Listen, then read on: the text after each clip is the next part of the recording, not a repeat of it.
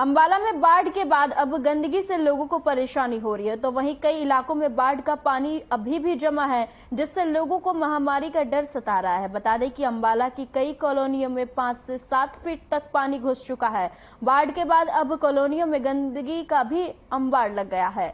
जिधर देखो उधर कीचड़ की ही कीचड़ नजर आता है और कीचड़ की वजह से बदबू फैलने लगी है और लोगों का घर से बाहर निकलना मुश्किल हो गया है। तो वहीं लोगों ने प्रशासन पर सुध न लेने की भी आरोप लगाया है। वहीं सफाई व्यवस्था के बारे में जब अंबाला कैंट एसडीएम जितेंद्र से आपको बता दें कि पूछताछ की गई तो उन्होंने बताया कि अंबाला में जहां पर बाढ़ का पानी आया था वहां पर कीचड़ को साफ करने के लिए विशेष टीम लगाई गई है और उन्होंने यह भी बताया कि इस बारे में सामाजिक संस्थाओं के साथ मीटिंग की गई है और जल्द ही अंबाला में साफ सफाई पूरी कर ली जाएगी।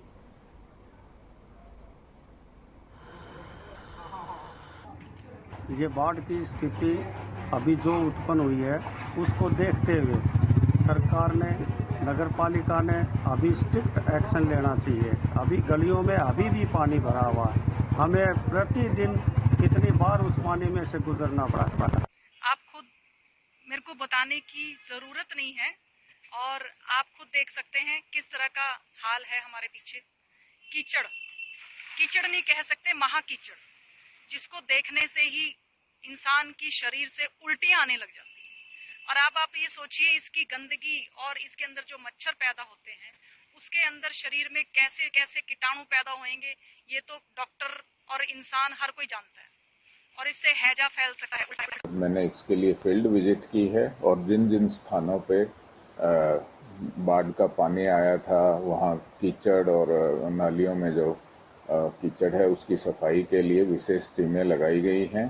और कल हमने मीटिंग करके एनजीओ के साथ मीटिंग की थी कि आमजन भी इसमें सफाई अभियान में हमारा सहभागी बने, तो उनसे बात चल रही है, वो भी जुड़ेंगे और हमारा जो स्टाफ है, रेगुलर स्टाफ है, वो भी अपनी टीमें बनाकर इसमें कार्रवाई कर रहा है।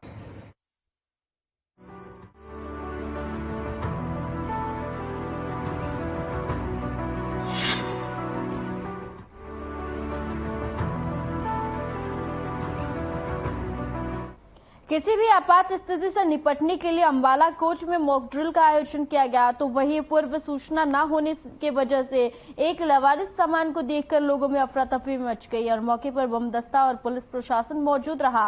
इस मॉक ड्रिल में लगभग 25 पुलिसकर्मियों ने हिस्सा लिया और अंबाला कोच में मॉक ड्रिल का आयोजन 25 पुलिसकर्मियों ने लिया हिस्सा।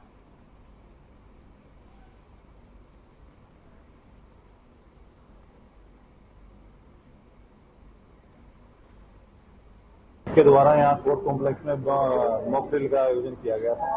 उसमें हमें एक अनअटेंडेड बैग मिला था, उसको हमने प्रॉपर चेक किया कि अगर कोई इस तरह से कोई सस्पेक्टेड चीज मिलती है तो आप उसको ना छूएं, उसके बारे में हमें बताएं। तो उसके जैसे आप सूचना देंगे तो हमारी डिस्ट्रिक्ट की जो बम स्क्वाड की टीम है वो उसको आगे प्रॉपर तरीके से उसको चेक करेगी और अगर कुछ हुआ तो उसको मौके पर डिफ्यूज किया जाएगा ताकि सभी लोगों की जानें बचाई जा सके। तो इसी सबको मद्देनजर रखते हुए आज ये मॉक ड्रिल की गई थी ताकि कोई भी ऐसी स्थिति हो तो उससे निपटने के लिए हम पूरी तरह से तैयार रहे। जैसा कि आपने देखा मॉक ड्रिल की, तो सब लोग इस बारे में बड़े कंफ्यूज थे कि दरअसल में चीज क्या है, लेकिन हमने ये जो मॉक ड्रिल की गई थी इसलिए की गई थी ताकि सबको एक सुरक्षा की भावना पैदा हो कि अगर कोई ऐसी बात होती है तो हमारी जो पुलिस हर तरह से सक्षम है उसको हमको डिफ्यूज करने में।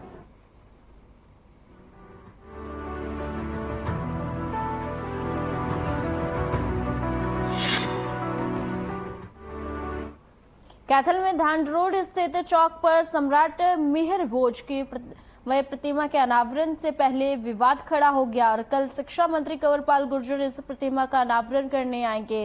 इससे पहले बुधवार को राजपूत समाज के लोगों ने धरना देने की चेतावनी दे दी है। राजपूत समाज के लोग हनुमान वाटिका में एकत्रित हुए।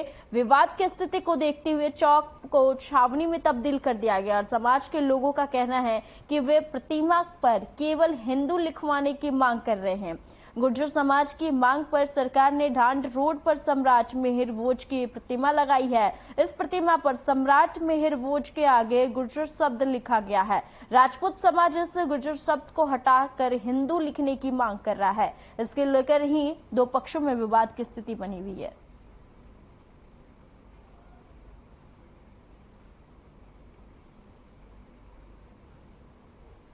कल भी मीटिंग थी, परसों भी मीटिंग थी। मीटिंग में हमने रखा था कि इस गुज्जर डी साहब ने बोला था इसको राजपूत गुज्जर सॉन्ग लिख दे। हमने कहा भाई कोई एतराज नहीं है, आप लिख दो, कोई प्रॉब्लम नहीं इस चीज की। हमने ये भी बोला है कि आप हिंदू सम्राट लिख दो, महान सम्राट लिख दो, उससे हमें कोई आपत्ति नहीं है किस तरह की भी, क्यों हमारा समाज सभ्य समाज है।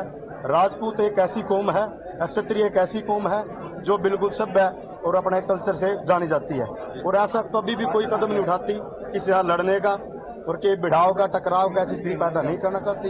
हमने बार बार जो मीटिंग हुई है विफल हुई है, उसमें कुछ नहीं निकला।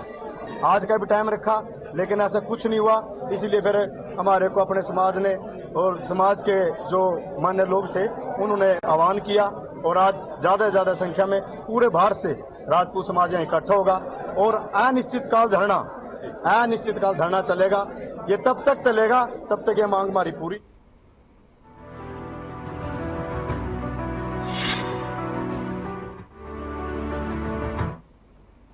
कैथल में एमडीबी कंपनी द्वारा पुस्तक विक्रेताओं को नमूने के तौर पर भेजी पुस्तकें को कंपनी के बिना अनुमति बेचने का मामला सामने आया है, जिस संदर्भ में कैथल सिविल लाइन थाने में 7 पुस्तक विक्रेताओं के खिलाफ धोखाधड़ी का मामला दर्ज किया गया है। एमबीडी कंपनी के मैनेजर प्रदीप कुमार ने पुलिस को दी शिकायत में बताया कि उनकी company Messrs Malhotra book depot register के साथ विधिवत पंजीकृत है, जो कि छात्रों के लिए पुस्तकों का प्रकाशन का कार्य करती है, और एमबीडी ग्रुप की भारत में 37 शाखाएं हैं और यह पुस्तक भारत के गहन लेखकों की तरफ से लिखी जाती है। एमबीडी ग्रुप इसके विज्ञापन और मार्केटिंग पर करोड़ों रुपए खर्च करते होते हैं और ग्रुप की तरफ से नमूना पुस्तकों को बेचने से रोकने के लिए अभियान चलाया हुआ है, जिस बीच उन्हें गुप्त सूचना मिलने पर कंपनी की टीम द्वारा 23 मई को नरेश बुक डिपो कैथल और Garg book depot Pundri, Vinay book shop Pundri, Naresh Bagga book depot Pundri, prince professor Dikshit book depot Rajaund, Sheetal book depot Pehowa Kurukshetra और Surender Mittal professor Mittal stationer Mahatma Gandhi market Kaithal, इन सभी बुक डिपो पर निरीक्षण किया था। इस दौरान पुस्तक विक्रेताओं के साथ वहीं पास भरी मात्रा में पुस्तकें पाई गई और इसके बाद उन्होंने कंपनी के साथ धोखाधड़ी करने वाले उपरोक्त सभी पुस्तक विक्रेताओं के खिलाफ शिकायत दी थी, जो कि आपको बता दें कि पुलिस ने सभी डिपो धारकों के खिलाफ धोखाधड़ी का केस दर्ज कर लिया है।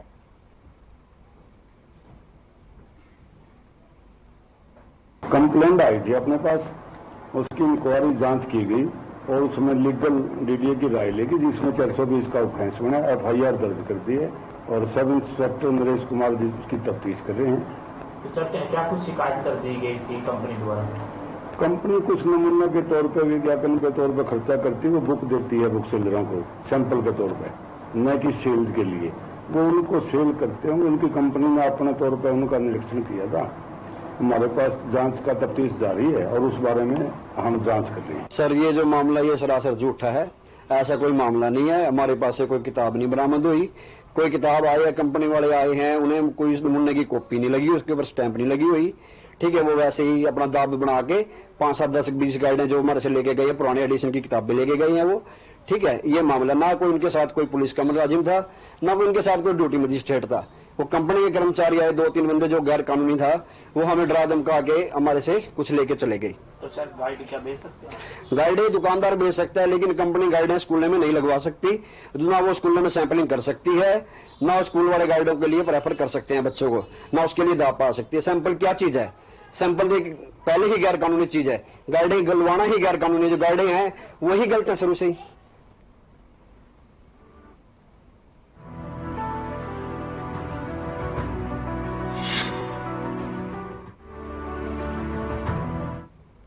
यमुनानगर विजिलेंस टीम ने थर्मल पावर प्लांट के एक अधिकारी को रिश्वत देते हुए रंगे हाथों गिरफ्तार किया है। विजिलेंस टीम ने बताया कि सिक्योरिटी रिलीज करने के लिए उसने ठेकेदार से 11,000 की रिश्वत मांगी और 10,000 के साथ डील फाइनल हुई। और हरियाणा में भ्रष्ट अधिकारियों की मैं आपको बता दें कि जमात में लगातार इजाफा हो रहा है और रिश्वतखोर अधिकारी हरियाणा सरकार की जीरो टॉलरेंस पर बट्टा लगा रहे हैं और अधिकारियों पर तगड़ी लगाम कसने के लिए लाख कोशिश की जा रही है, लेकिन वो मौका देख रिश्वत लेने में बाज नहीं आ रहे हैं। यमुनानगर में विजिलेंस टीम ने एक ऐसे ही रिश्वतखोर अधिकारी का खेल खत्म किया है। विजिलेंस की टीम ने thermal power plant assistant executive engineer Ashutosh Agrawal को 10,000 रुपए की रिश्वत लेते हुए रंगों हाथ पकड़ा है। वह ठेकेदार से सिक्योरिटी वापस करने की एवज में रिश्वत ले रहा था।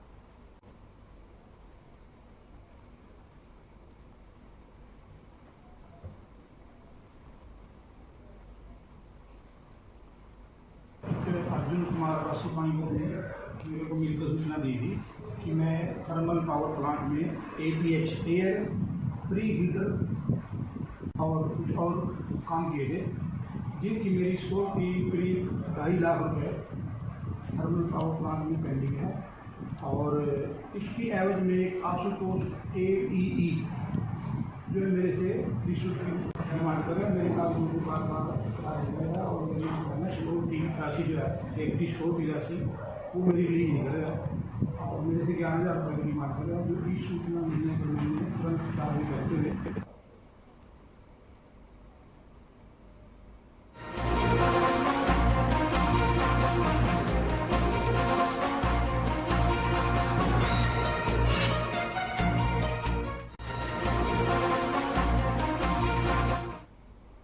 भिवानी में बंसीलाल यूनिवर्सिटी में यूनिवर्सिटी के छात्रों ने प्रदर्शन करते हुए ज्ञापन सौंपा है। छात्रों का आरोप है कि पहले वह एडमिट कार्ड में कई छात्रों के नाम गलत थे, अब रिजल्ट में कई छात्रों के 0 नंबर दिए गए हैं। छात्रों के भविष्य के साथ खिलवाड़ कर रही है। वहीं यूनिवर्सिटी प्रशासन ने कहा है कि जल्द ही उनकी समस्याओं को दुरुस्त करवा दिया जाएगा।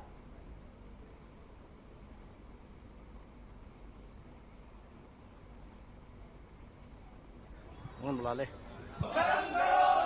मेरा तो जो एग्जाम है ना डिले हो गया था, जैसे कि डेट शीट में एग्जाम की टाइमिंग थी 9 से 12, ठीक है। फिर जो एडमिट कार्ड दे रखा है इन्होंने, एडमिट कार्ड में 2 से 5 थी, तो हम एडमिट कार्ड की मानेगा ना। एडमिट कार्ड की मानकर हम 12 बजे या फिर 1 बजे कॉलेज पहुंचे। कॉलेज पहुंचने के बाद पता चला कि एग्जाम हो चुका है और हमारे एब्सेंट लग चुके हैं। फिर बाद में हम प्रिंसिपल के पास गए, प्रिंसिपल सर ने कहा कि अपनी एप्लीकेशन लिख कर दे। बच्चों का टाइम एडमिट कार्ड में गलत लिखा हुआ था, उसके लिए हमने पहले ही बोला हुआ है। उसका पेपर दोबारा कराएंगे, उसको हम नोटिफाई कल तक कर देंगे। वो लिस्ट बन रही है किसके बच्चे का छूटा है। जिस बच्चे का छूट गया है वो पेपर दोबारा कराया जाएगा, वो पहले ही बोल चुके हैं, नोटिफाई करा दिया जाएगा। रही बात यूएमसी की बात, इन्होंने यूएमसी की बात कही। यूएमसी की जो हियरिंग है एक प्रोसेस होता है, उस प्रोसेस के हिसाब से कॉपियाँ चेक होती हैं, एक्सटर्नल एग्जामिनर के पास जाती हैं, वो चेक करके रिपोर्ट आती है, उसके बाद हियरिंग होती है। वो प्रोसेस ऑन है और उसका हम जल्दी कर रहे हैं, एक्सपीडिएट कर रहे हैं। बुला ले।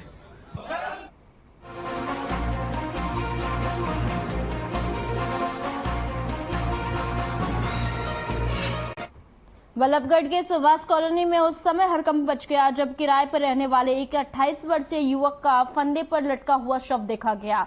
आनंद फानंद में पुलिस को सूचना दी गई। वहीं मौके पर पहुंचे पुलिस अधिकारियों के निर्देश पर शव को उतारकर पंचनामा करने के लिए पोस्टमार्टम के लिए सरकारी अस्पताल भिजवा दिया गया और अब पुलिस मकान मालिक और आसपास के लोगों से पूछताछ कर रही है और जानकारियां जुटा रही है।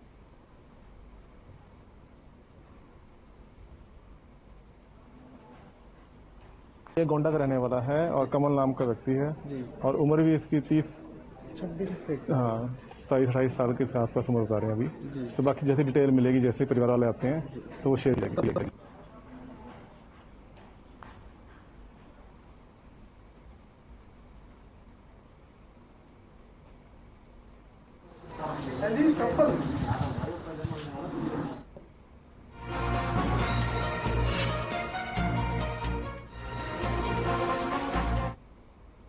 फिरोजपुर झड़का से सीएम मनोहर लाल ने प्रदेश को करोड़ों रुपए की सौगात दी है। 2,741 करोड़ की लागत से 347 प्रोजेक्ट जनता को सीएम ने समर्पित किया। आपको बता दें कि इसके साथ ही सीएम ने संबोधित करते हुए कहा कि प्रदेश के लिए आज का दिन ऐतिहासिक है। पिछले 8 सालों में 6 बार सामूहिक परियोजनाएं शुरू की गई है और इस दौरान सीएम ने पिछली सरकारों पर निशाना साधते हुए कहा कि पिछली सरकारों ने लोगों को पिछड़ा बना रखा है और लेकिन हमने विकास की गति को सभी जगह सामान्य रखा है। सीएम ने यह भी कहा कि हनीवेल का प्रोजेक्ट पूरे इलाके के लिए लाभदायक होगा। अब इस इलाके में पानी की कोई कमी नहीं रहेगी। सीएम जब वर्चुअल विभिन्न जिलों को सौगात दे रहे थे तो उस दौरान अलग अलग जिलों में जनप्रतिनिधि पहुंचे और सीएम को सुना।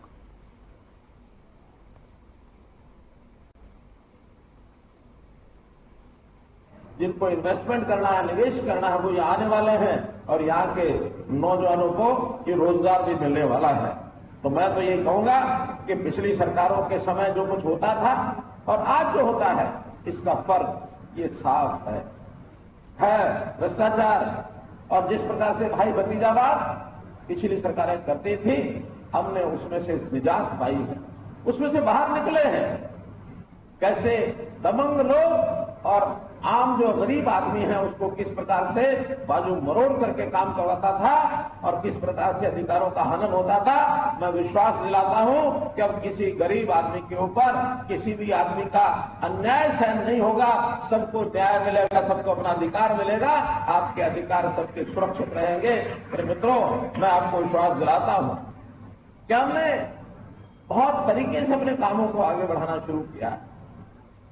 6S क्या कर लिया, कहने को भले 1 लाख दी होंगी, लेकिन कुल रोजगार के जो अवसर उत्पन्न हुए हमारे नौजवानों को कुल 35 लाख रोजगार इन 8.5 साल में मिला।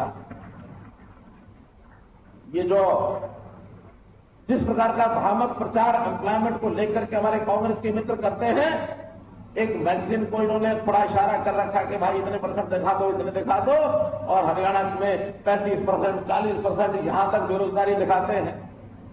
जबकि वास्तविकता यह है कि 6 से 7% बेरोजगारी को मानते हैं और किसी भी विकासशील प्रदेश में, विकसित प्रदेश में इतनी बेरोजगारी स्वाभाविक है। बहुत लोग नए आते हैं, बहुत लोगों को रोजगार मिलता है। अब नए आखिर आने वाले लोगों को रोजगार की तलाश रहती है। कुछ लोग एक रोजगार अपना छोड़ करके दूसरे रोजगार में जाते हैं। तो ये जो बीच का एक जिसको कहना चाहिए बीच का एक फेज होता है, इस समय में इस बेरोजगारी को हम बेरोजगारी नहीं कहते हैं, हम इसको आगे बढ़ा रहे हैं।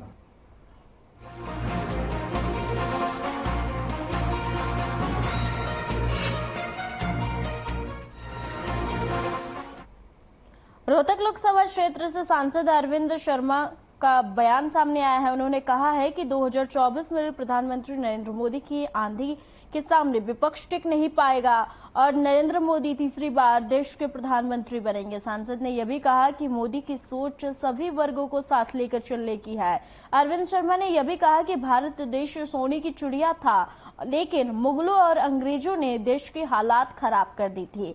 अब फिर से 100 साल बाद 2047 में भारत देश पूरी तरह से आत्मनिर्भर हो जाएगा। उन्होंने दिल्ली के सीएम अरविंद केजरीवाल पर भी कटाक्ष करते हुए कहा कि केजरीवाल ने बाढ़ से निपटने के लिए कोई तैयारी नहीं की थी। यमुना नदी में हथनी कुंड बैराज से हर बार की तरह नियम से ही पानी छोड़ा गया है। की तैयारी कंप्लीट है, उनकी एक सोच है, देश के प्रति सोच है। देश के प्रति 2047 का मतलब 100 साल के बाद हमारा देश कैसा होगा। जैसे हमारा देश पहले सोने की चिड़िया था, आपने देखा कितने साल मुसलमानों ने राज किया, मुगलों ने राज किया, उसके बाद अंग्रेजों ने राज किया, हमारे देश की क्या हालत कर दी थी। हम सबको इस बात का पता होना चाहिए। अब मोदी जी की सोच है कि जो हम सोने की चिड़िया देश को कहते थे, हमारा देश शुरू से आत्मनिर्भर था और अब उसी तरह से जो पहले हमारा देश था उससे भी और मजबूत स्थिति में 2047 में हमारा देश हर तबके से, हर फील्ड में, हर डिसिप्लिन में हमारा देश आत्मनिर्भर।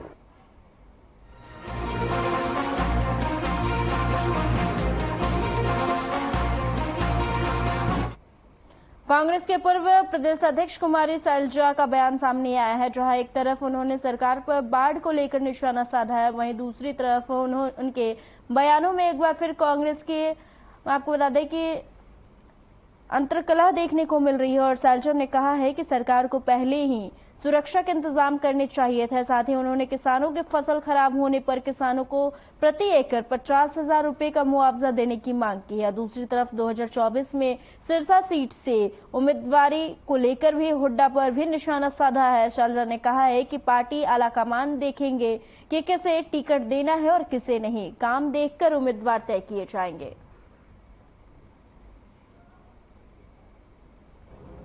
देखो, पार्टी फैसला करती है। ये मैं हमेशा कहती हूं कि हमारा काम है, हम कांग्रेस के सिपाही, हमारा काम है कि पार्टी को मजबूत करें, अपने वर्कर को मजबूत रखें। वो काम हम करते रहेंगे। पार्टी का जो जहां आदेश होगा वो मैंने पहले भी माना है। या तो हाईकमांड करती है, पक्का कौन किसका काम। देखो, काम करना फर्ज होता है और तभी वो उम्मीदवार कहलाते हैं। तो उम्मीद रखते हैं पार्टी उनका काम पहचानेगी और पार्टी समय पर देखेगी कि किसको टिकट देना है। देखो, पार्टी फैसला कर।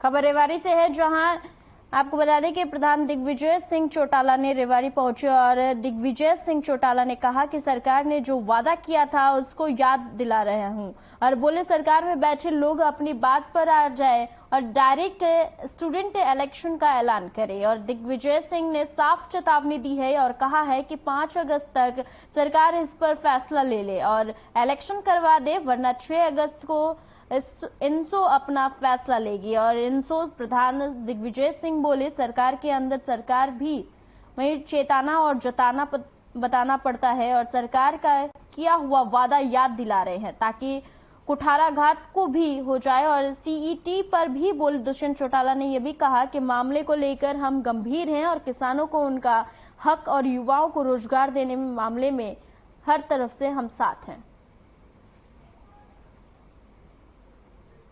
बड़ा उत्साह, बड़ी उमंग यहाँ पे स्टूडेंट्स में थी। 6 अगस्त का न्योता दिया, इंसो का 21वां स्थापना दिवस हम मना रहे हैं, उसका इन्विटेशन दिया। उसके साथ साथ एक ही मुद्दा है, स्टूडेंट इलेक्शन बहाल हो, बाकी तो सब उसके साथ अपने आप हो जाएंगे। जितने भी स्टूडेंट्स के मुद्दे हैं, अगर उस पर सरकार निजात दिलाना चाहती है, स्टूडेंट्स की मदद करना चाहती है, तो सबसे पहले स्टूडेंट इलेक्शन की घोषणा कर देनी चाहिए। अब उसमें देरी नहीं करनी चाहिए। राजस्थान में हो रहे हैं, दिल्ली में हो रहे हैं, चंडीगढ़ में हो रहे हैं, हरियाणा में स्टूडेंट इलेक्शन जल्द बहाल हो जाएं। हम सरकार का इससे और मैं भाई सरकार के अंदर रह के भी कई बार सरकार को चेताना पड़ता है, जताना पड़ता है, बताना पड़ता है। हम बता रहे हैं और सरकार का वादा याद दिला रहे हैं। आज मैं सरकार का हिस्सा जरूर हो सकता हूं या सरकार के साथ जो पार्टी शामिल है उसका हिस्सा हूं, मगर जिस मुद्दे पर कमिटमेंट हुआ था कहीं उनके साथ कुठाराघात ना हो जाए, वो भी याद करें।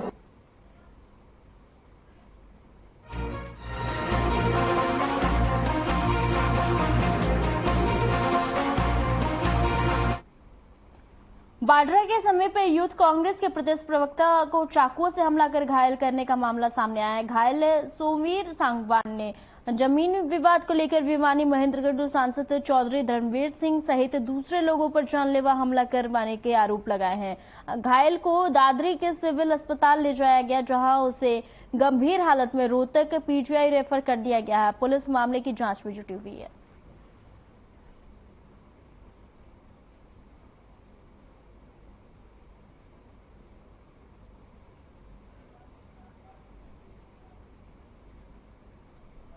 नहीं जाता है ये सारी चीजें। अगर कुछ भी होता है तो उसमें सांसद धर्मवीर और नवीन गोयल और डिप्टी गोयल जो कैनविन संस्था चलाते हैं गुड़गांव के अंदर, उन लोगों ने अवैध कब्जा कर रखा था गुरु द्रोणाचार्य कॉलेज पर। इसके विरुद्ध मैंने आवाज उठाई थी। पहले उन लोगों को धमकाने के लिए मेरे पास फोन आया, फिर धर्मवीर ने अलग अलग तरह से मेरे घर वालों को भी धमकाने की कोशिश की। मेरे घर पर हमारे गांव का नरेंद्र भेजा पहले तो, और मतलब बहुत लोगों के थ्रू हमारे घर वालों को भी धमकियां दिलवा रहा है 10 तारीख के बाद से।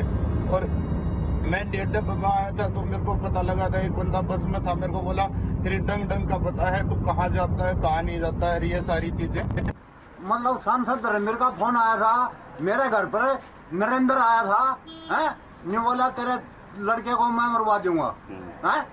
और ये हमला करवाया गया है। आज कैसे क्या घटना हुई थी? ये आज बाढ़ आ रहा था, मेरे घर पर आया था। कल अमावस्या से हमारे मंदिर में पूजा होती है, इसलिए बुलाया था ये। आज बाढ़ आ गया था और मंडी उस पर किसने भेजा, कौन गुंडे थे पता नहीं, इसको चाकू से हमला किया है। चक्कू मार गए और वहाँ हम पहुंचे तो यो मोटरसाइकिल खड़ी थी, वहाँ रास्ता जाने का था नहीं, जो अपने साइड में पड़ा हुआ। वहाँ पहुंचे फिर इसको गाड़ी में बैठा कर चक्कू मार